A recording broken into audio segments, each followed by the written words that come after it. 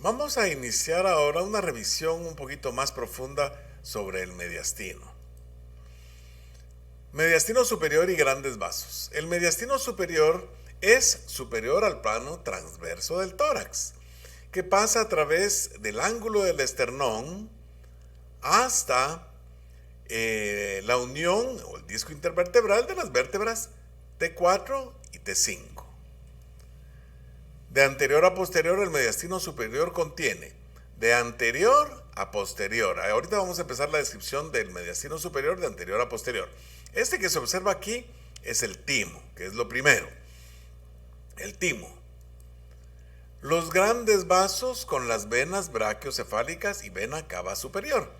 Brachiocefálica izquierda, brachiocefálica derecha se unen y forman la vena cava. Esta línea representa aproximadamente donde está el plano transverso del tórax. Son anteriores estas estructuras venosas a las arterias, el arco de la aorta, aquí está el arco de la aorta, y las raíces de sus ramas principales, el tronco brachiocefálico, la arteria carótida común izquierda y la arteria subclavia izquierda. Y los nervios relacionados, los nervios vagos y los nervios frénicos, y el plexo nervioso cardíaco, que no se observa aquí en esta diapositiva.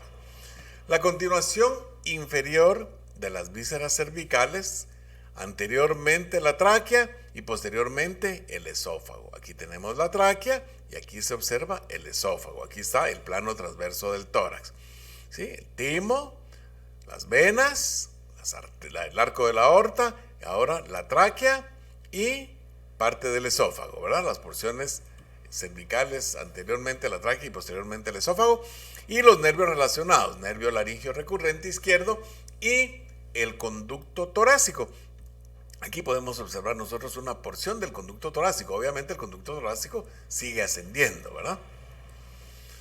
Para resumir sistemáticamente el orden de las principales estructuras en el mediastino superior de anterior a posterior es timo, venas, arterias, vía aérea, tubo digestivo y los linfáticos. El timo es un órgano fundamentalmente linfoide, está localizado en la porción inferior del cuello y la anterior del mediastino superior. Es una glándula plana con lóbulos en forma de frasco que se sitúa posterior al manubrio del esternón y se extiende hacia el interior del mediastino anterior al pericardio fibroso. Aquí podemos observar el pericardio fibroso y todas las estructuras que nos están mencionando. El forma de frasco. Ahora timo quiere decir frasco en general, ¿verdad? Yo me imagino como que si fuera, qué sé, rosa de Jamaica con aguardiente. Después de la pubertad, el timo sufre una involución progresiva y es reemplazado casi completamente por grasa. Regularmente, como a los 11, 12 años, el timo desaparece. La rica vascularización arterial del timo procede sobre todo de las ramas intercostales anteriores y las ramas mediastínicas anteriores de las arterias torácica interna de cada lado, ¿verdad? Aquí está la torácica derecha, interna derecha y entonces sus ramificaciones, ¿verdad? Torácicas intercostales anteriores. Las venas del timo desembocan en las venas brachiocefálicas. Aquí están las venas del timo, van a las venas brachiocefálicas derecha e izquierda, van también a las torácicas internas y a la tiroidea inferior. Los vasos linfáticos del timo drenan en los nódulos linfáticos paraesternales, o sea, paralelos al esternón, los brachiocefálicos y los traqueobronquiales, que ya los revisamos en pulmón. Grandes vasos. Las venas brachiocefálicas derecha e izquierda se forman posteriores a las articulaciones esternoclaviculares por la unión de las venas yugulares internas y subclavias, también descripción que ya debemos conocer. A nivel del borde anterior del primer cartílago costal derecho, vamos al primer cartílago, aquí está, el borde inferior, perdón, aquí está el borde inferior del primer cartílago costal derecho, las venas brachiocefálicas se unen para formar la vena cava superior. brachiocefálica izquierda, brachiocefálica derecha, podemos observar a la vena yugular interna con su bulbo inferior, la vena subclavia del lado derecho se unen y entonces a nivel del borde inferior del primer cartílago costal derecho se unen. ¿A qué nivel se unen las venas brachiocefálicas para formar la vena cava superior? Aquí está la descripción, ¿verdad? Las venas brachiocefálica izquierda es algo más larga del doble, es algo más del doble de largo que la derecha, ya que cruza desde el lado izquierdo al derecho, pasando anterior a las raíces de las tres ramas principales del arco de la aorta: la subclavia, la carótida común izquierda y el tronco brachiocefálico. Aquí está el arco de la aorta. Las venas brachiocefálicas derivan sangre de la cabeza, el cuello y el miembro superior izquierdo al atrio derecho. La vena cava superior retorna la sangre de todas las estructuras superiores al diafragma, excepto los pulmones y el corazón. Discurre inferiormente y termina a nivel del tercer cartílago costal. La vena cava superior entonces finaliza a nivel del tercer cartílago, tercer cartílago costal, donde entra en el atrio. Quiere decir que a nivel del tercer cartílago costal tenemos nosotros el atrio. Aquí está el ángulo del esternón que nosotros nos podemos palpar.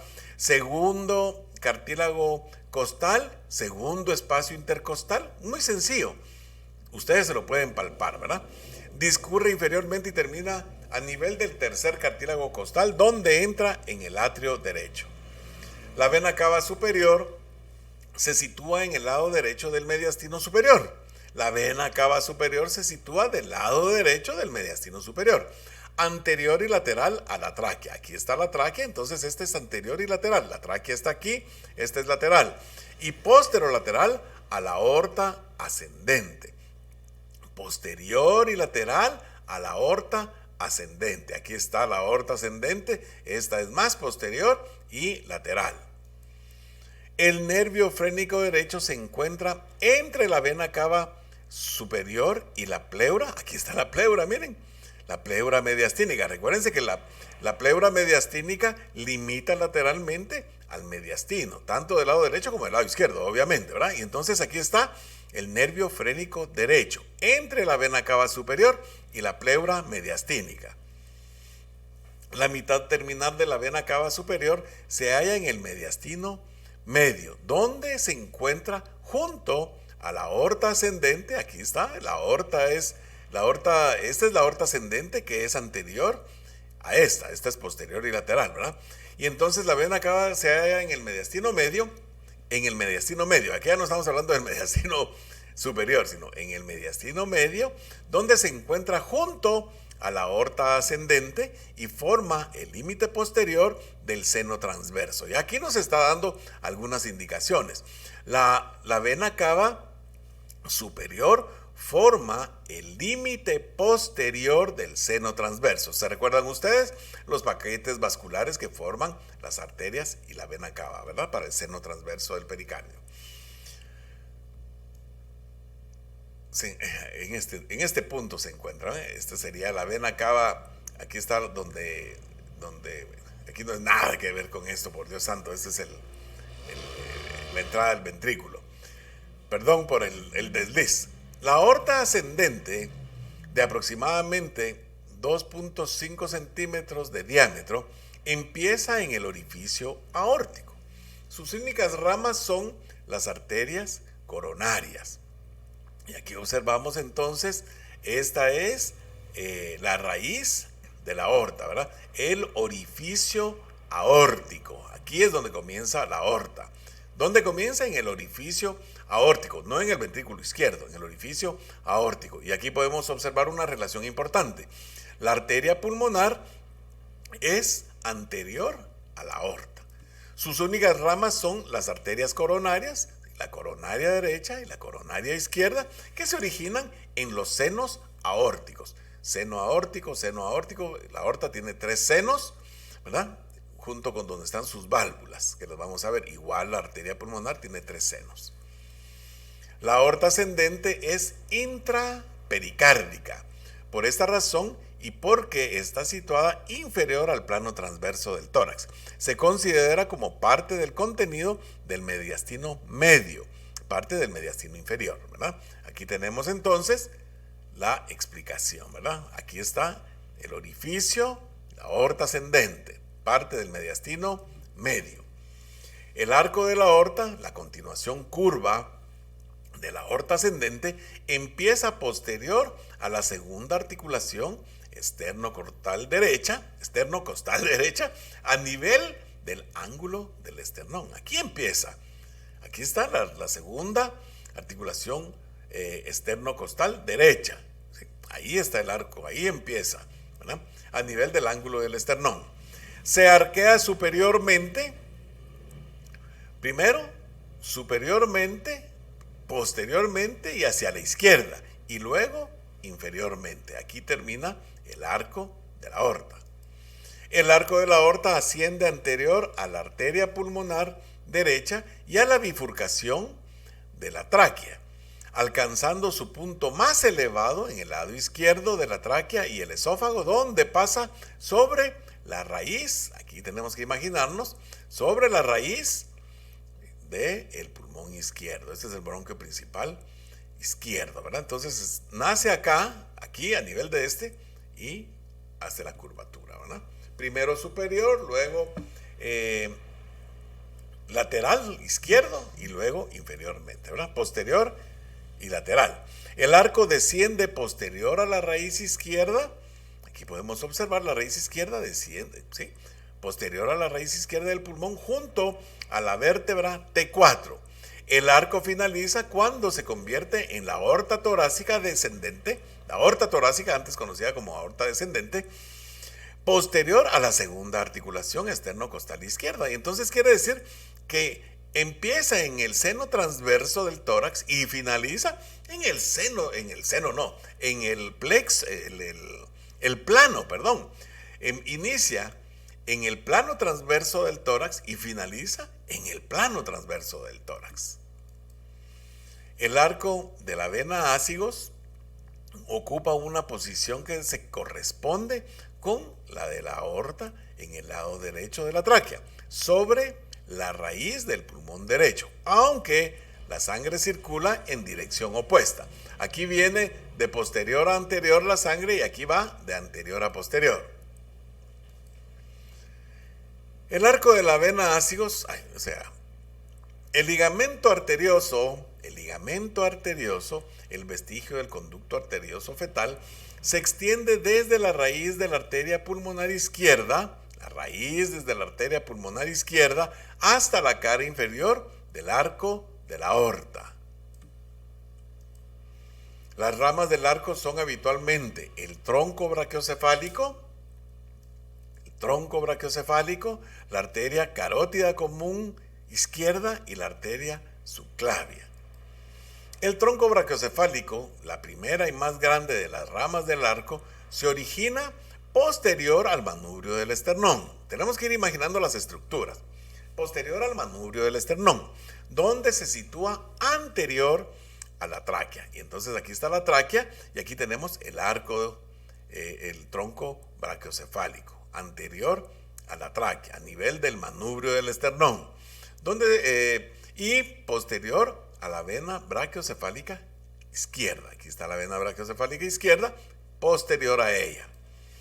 Asciende superior y lateralmente para alcanzar el lado derecho de la tráquea y la articulación esternoclavicular derecha, donde se divide en las arterias carótida común derecha y subclavia derecha.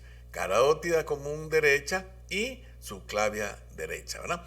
¿En dónde sucede eso? En la articulación esternoclavicular derecha, ¿verdad?